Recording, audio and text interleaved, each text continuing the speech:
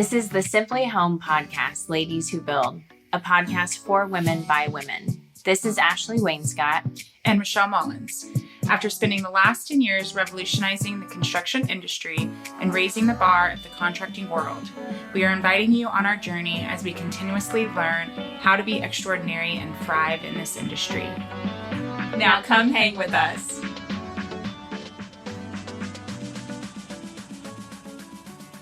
Welcome to episode 6 of Ladies Who Build. This is how to start planning for a remodel. And we are going to hit some high notes today of what Michelle and I will be diving into. First one being, of course, of where to begin, how to start researching companies, questions you should be asking. Of course, what is the difference between a handyman, GC, and remodeling firm, and what sets them apart. And then we'll be talking a little bit more about what our clients ask us and typical things that you'll see when going through this process. Yeah, those are great. High-level notes. Okay, so I think the most important for me, at least, to start thinking about is, in my opinion, kind of the kind of just like what you want, right? Like, I think that's kind of the initial concept of where to even start. And so you could be looking at a space, and this could be somewhere from a small bathroom remodel up to, okay, we want to add on an addition. So of course, those are very different projects, but they both originate from the same concept. So I think really understanding what you want for the space is going to be huge. And honestly, that could just be starting out with just looking at inspirational photos, seeing what's possible in your space, kind of the vision planning part of it. And I think quickly after that, aligning with your budget, right? And so, and you don't necessarily need to get into the nitty-gritties of the budget at this level, but understanding with material and labor, what would be your top max that you can spend is going to be huge, because every step along the way, when you start bringing in architects and designers and your GC, we're all going to ask you what's your budget, right? So I think being really confident in that number.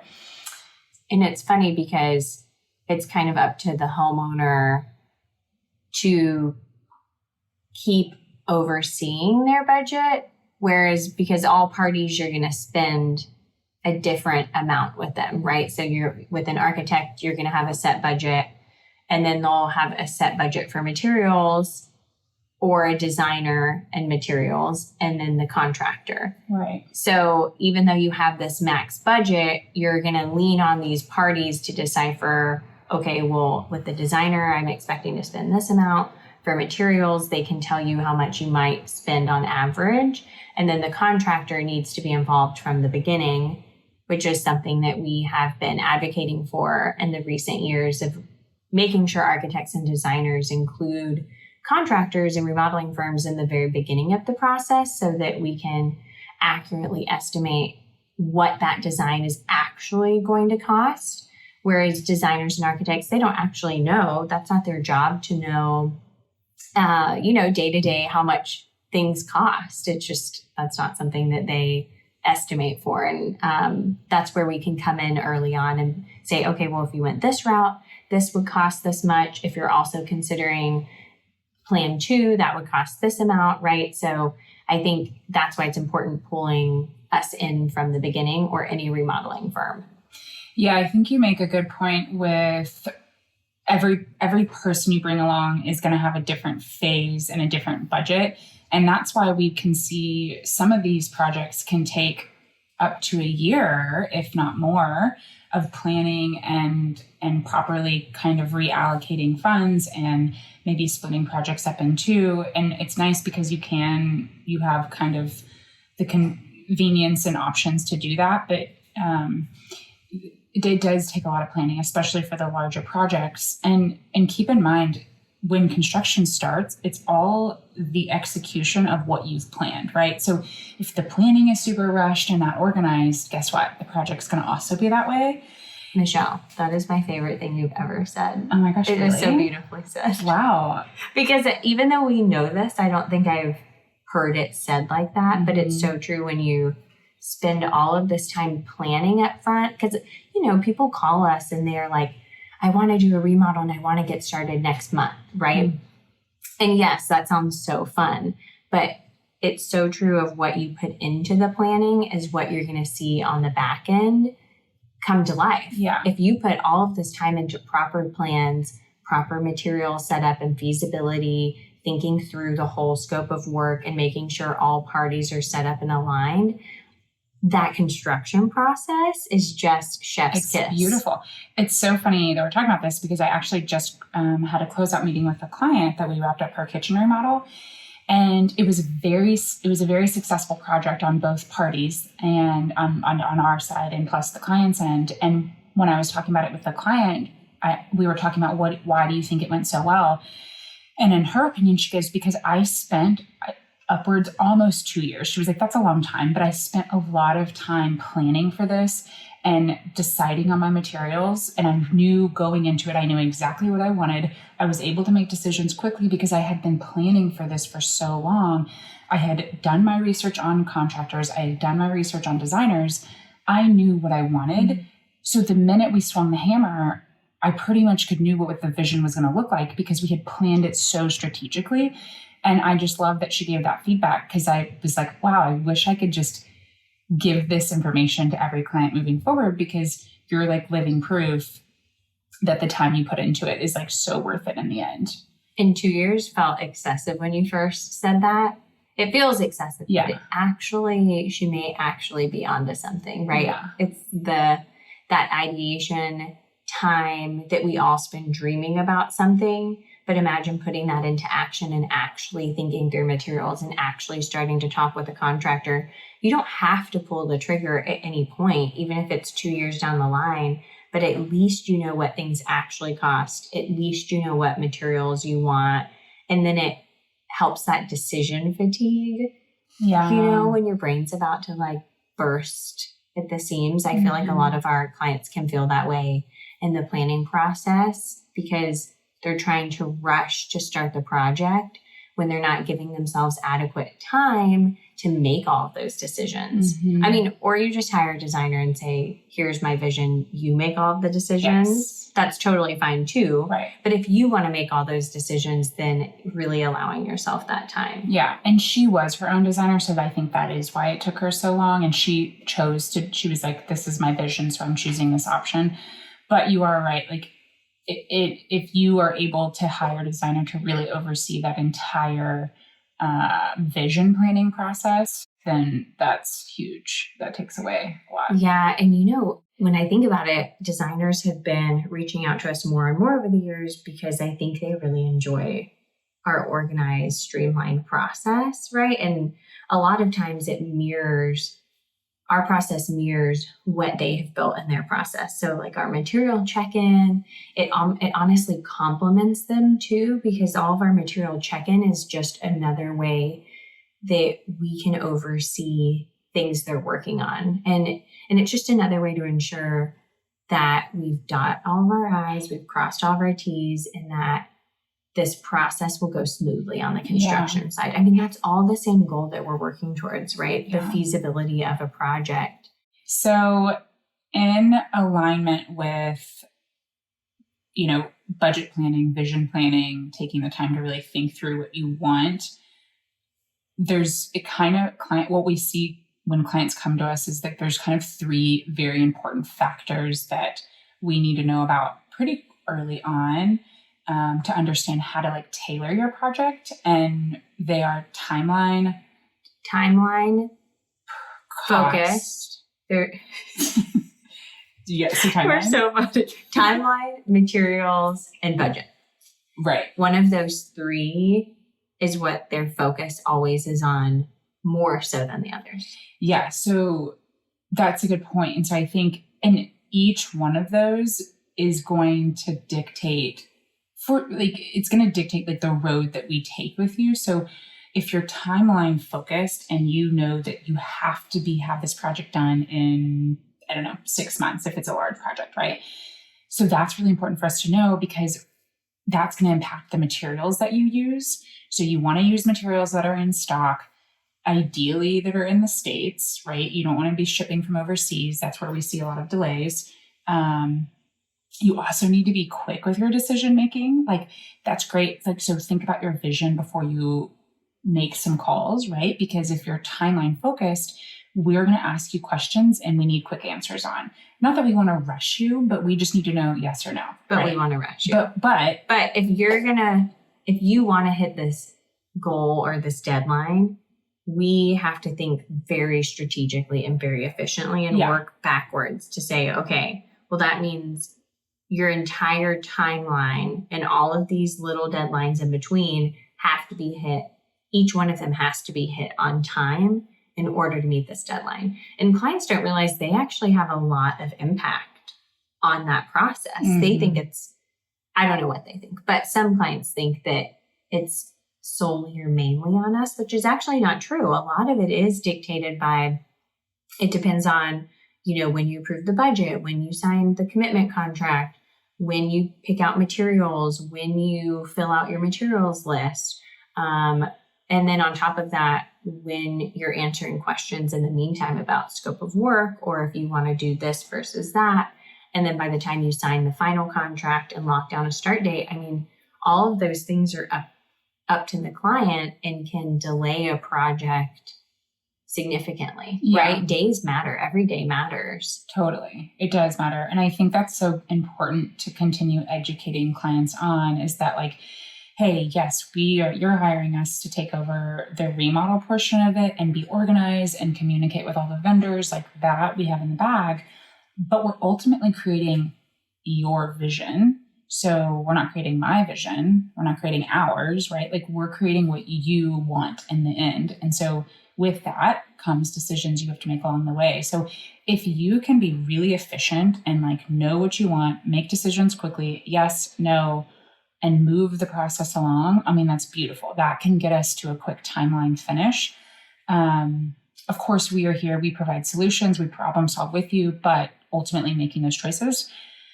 So that's super important with timeline. Yep. And then there's the material focused individuals who come to us and they say, I saw this inspiration photo and no matter what, I have to have this tile, right? This is what I want no matter what. And I'm willing to wait however long it takes for this tile to arrive, which usually means it's coming from overseas. Yes, like a Moroccan tile that was also made in Africa. It was hand carved by the gods of Morocco. Yes. And they're going to wait for that tile. They're going to wait until it comes in. So we know, okay, we're not building out an efficient timeline. We're building out a timeline as soon as we know when this Moroccan tile is set to hit the States. But then, of course, you always add in buffer, and we really don't have like a start date until we know it's here. Because, we've seen, it's like PTSD. We've seen these materials get stuck at customs, and it could be there a month to 2 months, way longer than what we expected. And it's just sitting there in a freight crate. Mm-hmm. What are those things called? Freight shipping containers. That's it. It would make sense that it's not a Dr. Seuss book, a freight crate. And so it just sits there. And but that's the thing. If they're not timeline focused, it doesn't matter to them if it just sits there. They're material focused and they have this one thing or these several things that they're going to build their whole remodel around. And to me, that's material focused. I feel like we see a lot with wallpaper. Wallpaper can take a really long time to come in if it's like hand painted from Italy, and it's obviously like super stunning, but I've seen people wait. No, we're waiting on this wallpaper because we want this. Yeah, which, it's kind of worth it because wallpaper I was going to say, I would wait for wallpaper.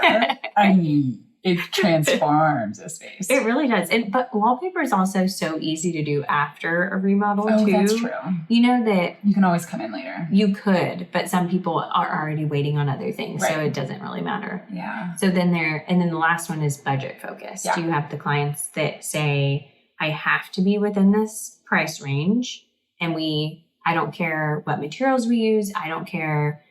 I'm saying that some people care a little bit, of course, right? I don't really care as much about materials and I don't care as much about timeline. I'm just focused on, I need to get this done for this price range.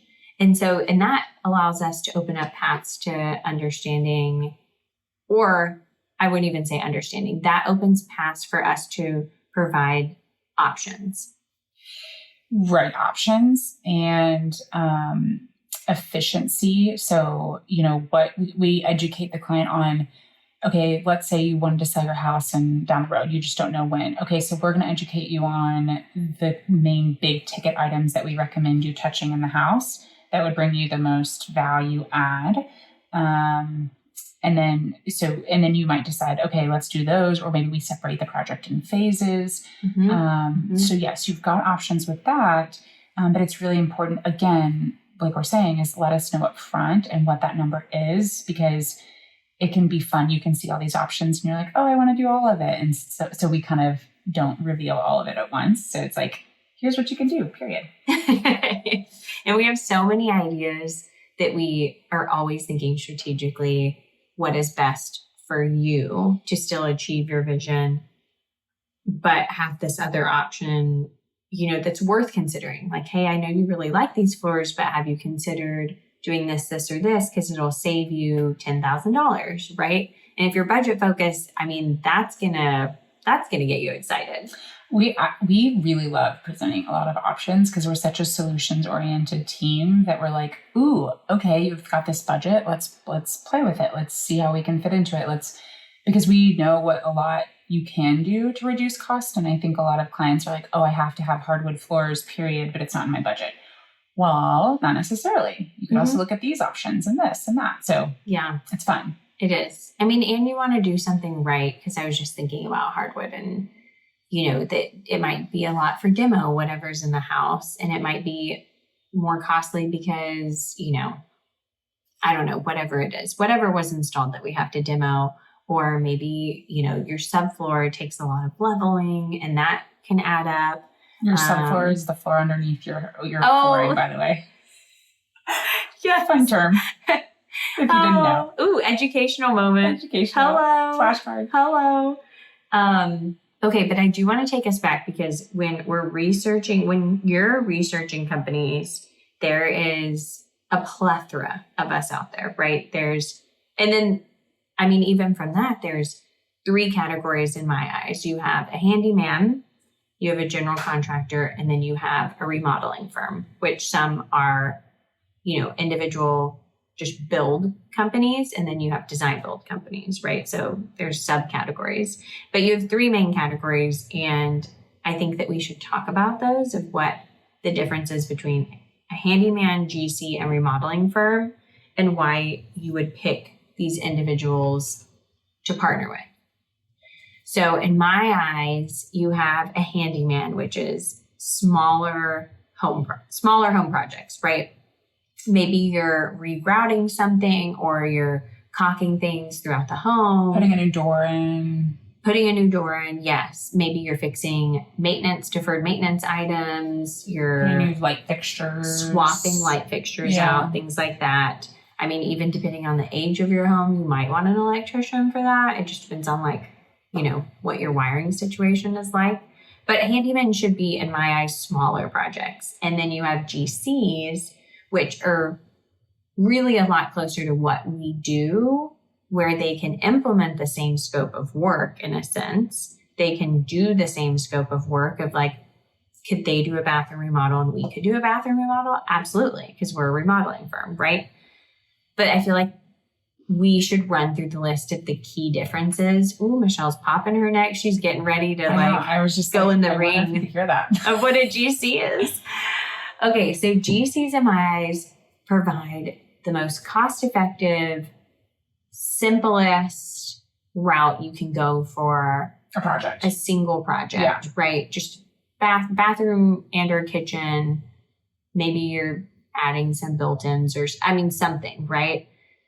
But the thing with a GC is you have to keep your expectations where they need to be, because a GC isn't necessarily always going to answer your call, right? They're kind of a one-stop shop where they might not be a plumber, they might not be an electrician, they might not have all of these licensed people coming in and working on your bathroom or kitchen. And it's very it's very minimal as far as like the service, the warranty. Some GCs have insurance. I think it's always good that they do, but they're a smaller mom and pop type situation, and it just is harder to trust, right? Because GCs, you might have heard from a friend, did really well on their project, but again, they're a one-man show, and they might be going through something when they start your project. They might have overbooked themselves when they're starting your project. They might have subs that have disappeared on your project. I mean, there's a lot of things that can happen and shift and change when you're working with a GC. Well, yes. And I think a key difference with that is it can be more cost effective, but you have to realize you as the client are doing so much more management and so much more involvement, because you have to call them and check up on them. You have to check, not that they won't check the work for you, but you're also checking the work. You're like, are they on timeline? Are they on budget? What's coming next? They're not really doing all that for you. They're doing the work that you specifically hired them to do. And yes, they can help you say, okay, yeah, you need to add this here. You need to add this here.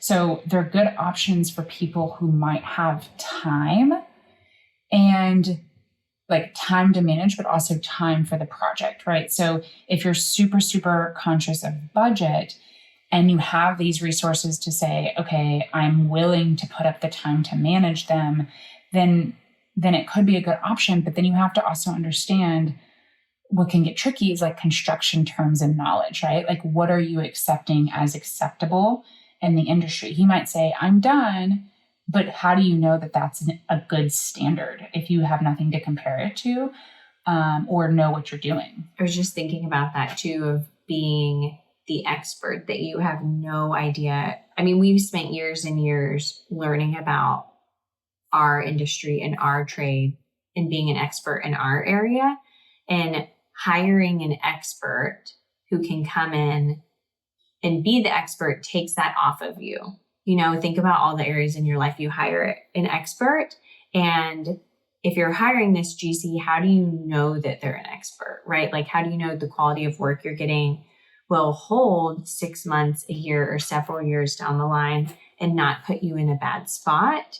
I mean, on top of that, you have to oversee them, right? You don't have a calendar built out. So you're just kind of hoping things progress like they say they will, right? And you're putting all of your eggs in literally one man's or woman's basket, essentially, and hoping that it goes well. And we're not saying it's wrong or right. There's some great GCs out there. Yeah. There are. Yeah.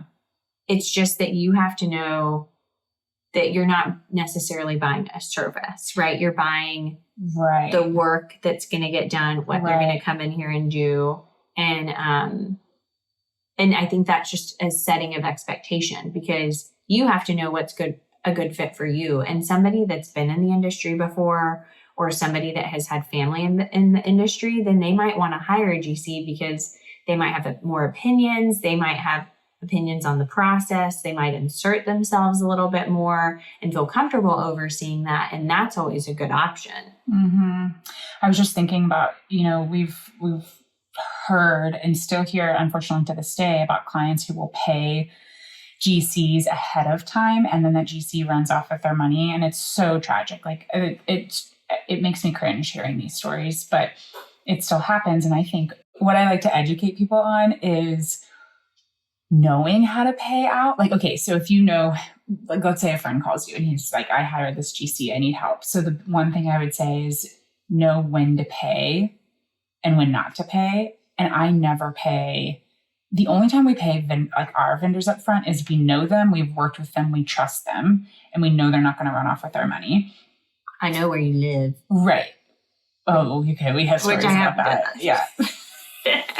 Oh my gosh. I forgot about those. We think that we are like huge men that walk around on earth sometimes, and that we are invincible pretty much. So what Ashley's talking about, quick blurb, is when things have happened in the past, when we were first starting the company, we would hire a vendor, and if it went south, they we paid them out money that we thought that they completed work. Anyway, long story short, they end up not completing the work and we owed them, we gave them too much money.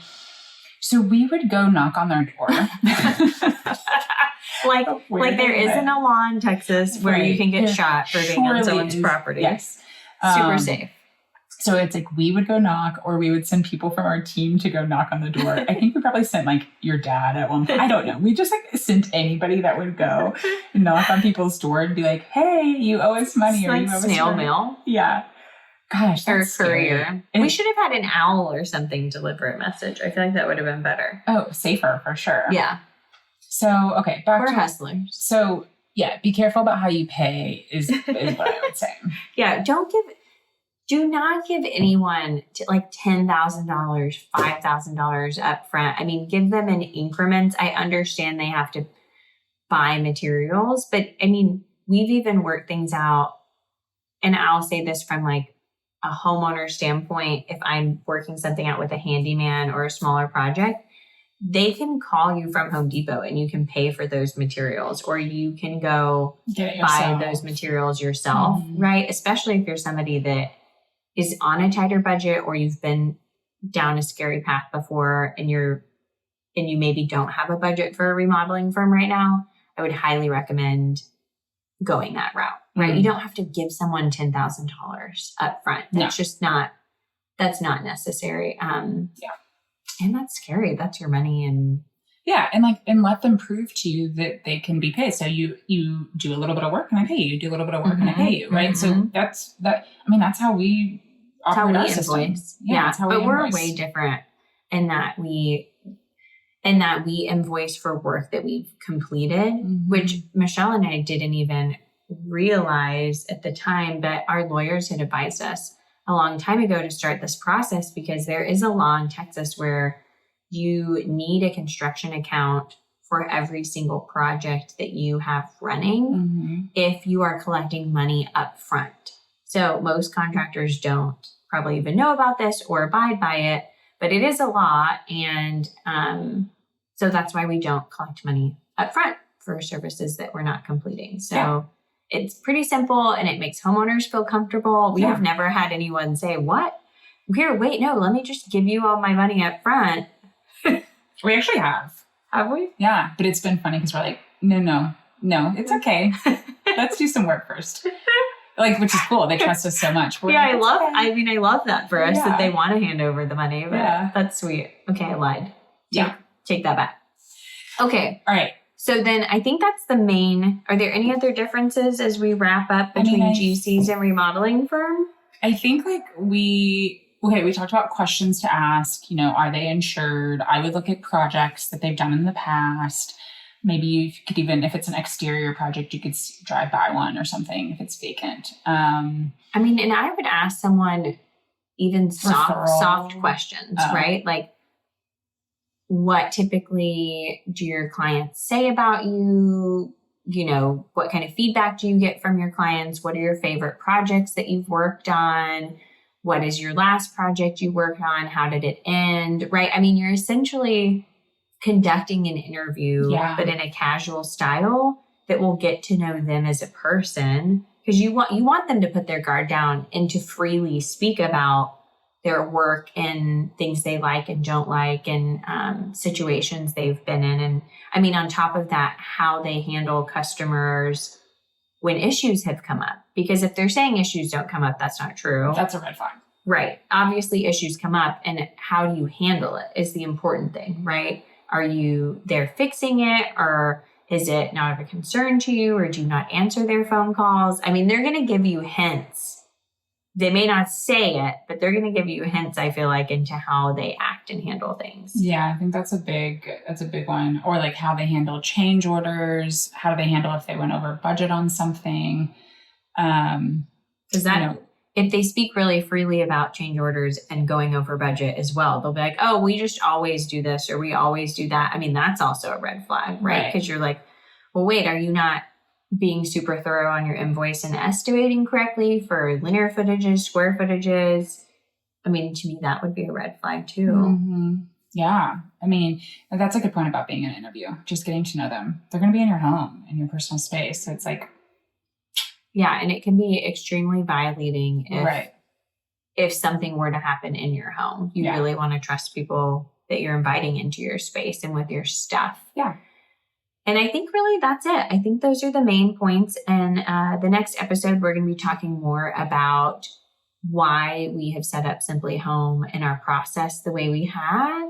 And it'll kind of tie into these key differences into remodeling firms and how we set ourselves apart. Yeah. I think that's great. The end. The end.